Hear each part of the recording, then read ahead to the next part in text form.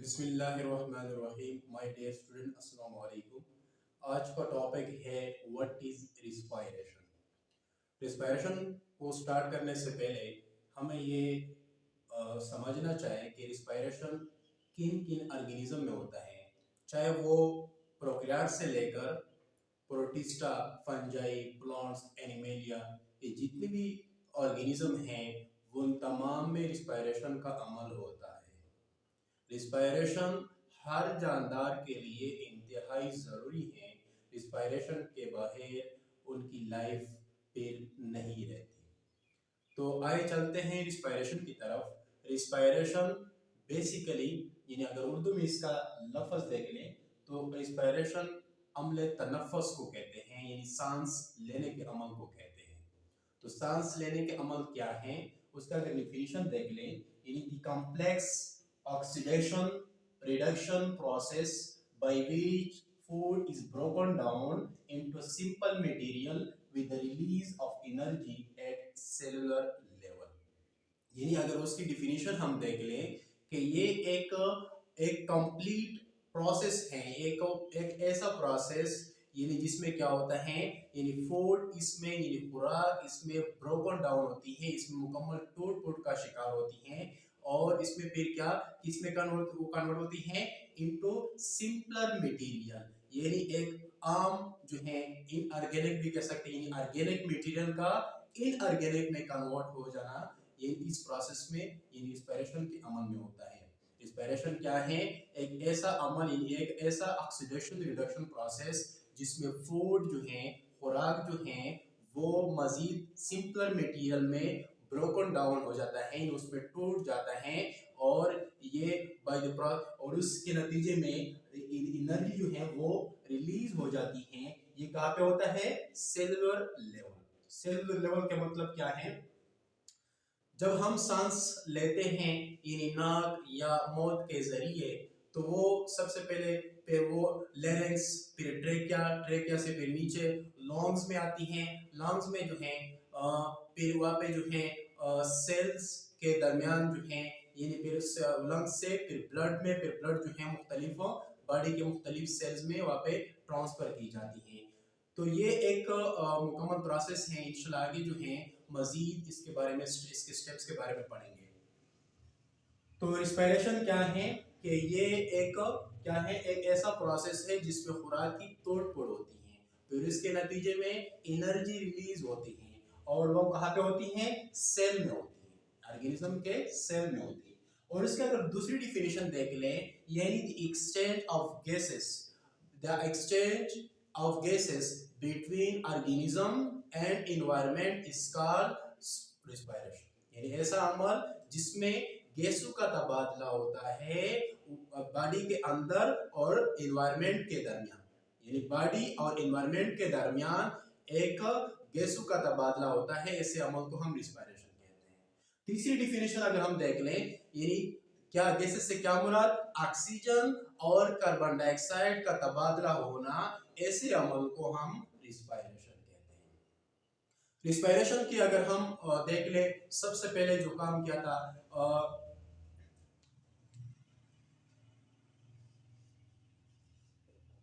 Antoine ल्यूवाइजर ने,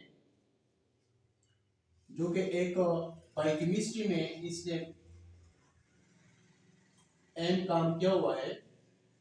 तो respiration के ऊपर सबसे पहले एंटोइन ल्यूवाइजर ने काम किया था, इसको हम कह सकते हैं द फादर ऑफ रिस्पायरेशन को हम एंटोइन ल्यूवाइजर कहते हैं। तो अगर दूसरी जो है हमारे पास रिस्पायरेशन जो है वो दो किस्म के होती हैं, एक इंटरनल रिस्पायरेशन और दूसरा होता है एक्सटर्नल रिस्पायरेशन। इंटरनल रिस्पायरेशन में क्या होता है, यानी वो अमल ये रिस्पायरेशन जो है, इंटरनल रिस्पायरेशन जो है वो सेलुलर लेवल पे होता है, यानी सेल के अंदर ही होता है। और सेल के अंदर क्या होता है, इसमें ऑर्गेनिक फूड जो है उनकी मुकम्मल ब्रेक डाउन होती है, किसमें, सिंपल मॉलिक्यूल्स में। किसमें होती है, सिंपल मॉलिक्यूल में। यानी रिस्पायरेशन दो किस्म के होते हैं। फर्स्ट पे इंटरनल रिस्पायरेशन। इंटरनल रिस्पायरेशन जो है ऑर्गेनिज्म के अंदर जिसमें मैंने कहा जैसे कि हम सांस लेते हैं, नोज फिर लैरिंक्स फिर ट्रेकिया, ट्रेकिया फिर लंग्स, लंग्स जो हैं लंग्स के फिर वहाँ पे सेल्स और ब्लड के दरमियान एक्सचेंज ऑफ गैसेस होती हैं, फिर ब्लड के जरिए सेल तक गैस वहाँ पे ऑक्सीजन को पहुंचाया जाता है, फिर वहां से कार्बन डाइऑक्साइड को बाहर निकाल दिया जाता है। तो ये जो है वहाँ पे फिर सेल यानी ब्लड के जरिए सेल तक पहुंचाना, फिर सेल के अंदर जो है वहाँ पे फूड की जो है वो ब्रेक डाउन होती हैं, फिर फूड के ब्रेक डाउन के नतीजे में वो जिसके नतीजे में कार्बन डाइऑक्साइड और plus water plus energy release होती है। तो ये जो प्रोसेस है, इस प्रोसेस को इस रिस्पायरेशन को हम इंटरनल रिस्पायरेशन कहते हैं। दूसरा प्रोसेस है एक्सटर्नल रिस्पायरेशन। एक्सटर्नल रिस्पायरेशन नाम से जाहिर है कि एक्सटर्नल बाहर, बॉडी से बाहर, जो के कहां पे होता है, विच occur at organismic level.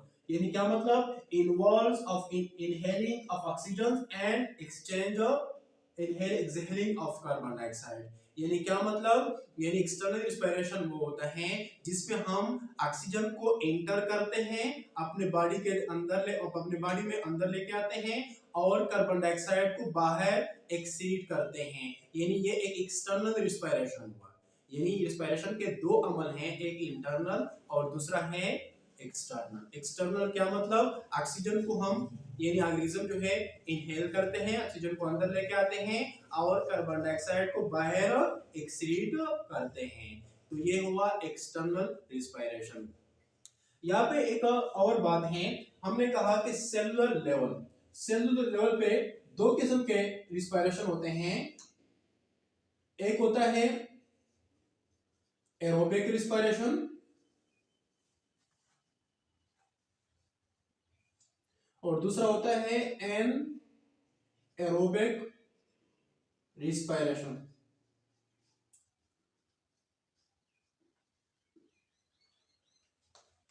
Cellular respiration में फिर दो किस्म के रिस्पायरेशन होते हैं, एक होता है एरोबिक और दूसरा होता है एनएरोबिक। एरोबिक रिस्पायरेशन में यानी ये वो रिस्पायरेशन है जिसमें ऑक्सीजन रिक्वायर्ड होती है, यानी O2 की जरूरत होती है, और एनएरोबिक रिस्पायरेशन वो जो बाहर ऑक्सीजन के हो, यानी ऑक्सीजन के बाहर हो, ऐसे रिस्पायरेशन को हम एनएरोबिक रिस्पायरेशन कहते हैं। ये जितने भी ऑर्गेनिज्म हैं, चाहे वो प्लांट्स हैं चाहे वो एनिमल्स हैं, इन तमाम में एरोबिक रिस्पायरेशन होता है। और अगर एनएरोबिक की बात की जाए तो बैक्टीरिया वगैरह में एनएरोबिक रिस्पायरेशन का अमल होता है।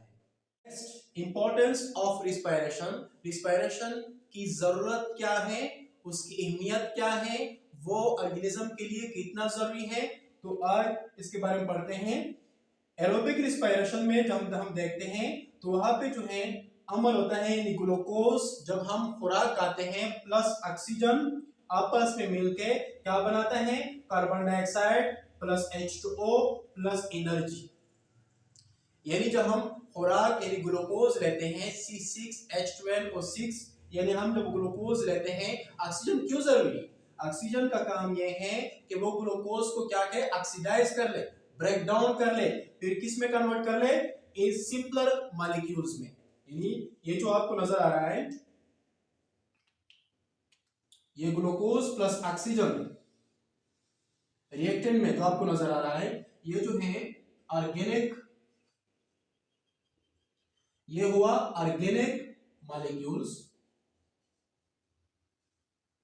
और ये आपके पास जो प्रोडक्ट में नजर आ रहा है इसको हम कहते हैं इनऑर्गेनिक,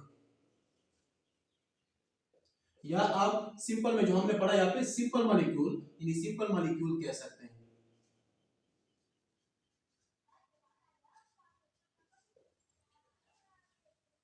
तो एरोबिक रिस्पायरेशन में क्या होता है, ऑक्सीजन जो लेते हैं वो क्या होता है, ग्लूकोज को ऑक्सीडाइज करके carbon dioxide plus H2O plus energy में कन्वर्ट कर देता है। और सबसे पहला जो इंपॉर्टेंस है वो यही है कि ग्लूकोज को ऑक्सीडाइज करना, इसलिए रिस्पायरेशन का अमल जो है वो जरूरी है। दूसरे नंबर पे जो एनर्जी यहाँ पे रिलीज होती है वो किस फॉर्म में, यानी एटीपी की शक्ल में, एटीपी की शक्ल में स्टोर्ड होती है, यानी जखीरा होती है। वो फिर वही मजीद क्या होता है, मेटाबॉलिक एक्टिविटीज में यूज होती हैं, मजीद प्रोसेस में। जैसे कि हम एक्सरसाइज करते हैं, जब हम दौड़ते हैं तो वो एनर्जी जो है जो स्टोर्ड हुई हैं वो वहाँ पे जो है इंसान जो है वो यूटिलाइज करता है। और भी बहुत सारे फंक्शन है सेल के अंदर, वहाँ पे जो है एटीपी जो है वो एनर्जी जो है एक कंपाउंड है। इन एटीपी से क्या मराद, एडेनिन ट्राइफॉस्फेट, ये एक एनर्जी करेंसी मॉलिक्यूल है जो कि आपके मेटाबॉलिक एक्टिविटीज के लिए और आपके सेल के अंदर जितनी भी एनाबॉलिक प्रोसेस होता है, चाहे वो ब्रेक डाउन का अमल या वो वहाँ पे कोई चीज बन रही हो, तो आप उसके नतीजे में वो जो है एटीपी जो है काफी जरूरी होता है। तीसरे पॉइंट जो है वो रिस्पायरेशन क्यों जरूरी है। रिस्पायरेशन इसलिए भी जरूरी है कि कार्बन डाइऑक्साइड जो है एज ए वेस्ट प्रोडक्ट यहाँ पे बनता है रिस्पायरेशन के अमल में, और यहाँ से फिर जो होता है कार्बन डाइऑक्साइड को हम बाहर एक्सीड करते हैं, एक्सेल करते हैं। तो रिस्पायरेशन इसलिए भी जरूरी है कि कार्बन डाइऑक्साइड को बाहर खारिज कर सके। याद रखें, अगर एक्सेसिव कार्बन डाइऑक्साइड आपकी बॉडी में आ जाए, कार्बन डाइऑक्साइड की मिकदार काफी ज्यादा हो जाए, तो ब्रीथिंग रेट भी तेज हो सकती है, आपका जो कार्डियक आउटपुट रहे, आपकी दिल के धड़कन जो हैं वो भी तेज हो सकती हैं। So this is all about the respirations and the types of respirations and the in the importance of respiration के बारे में हमने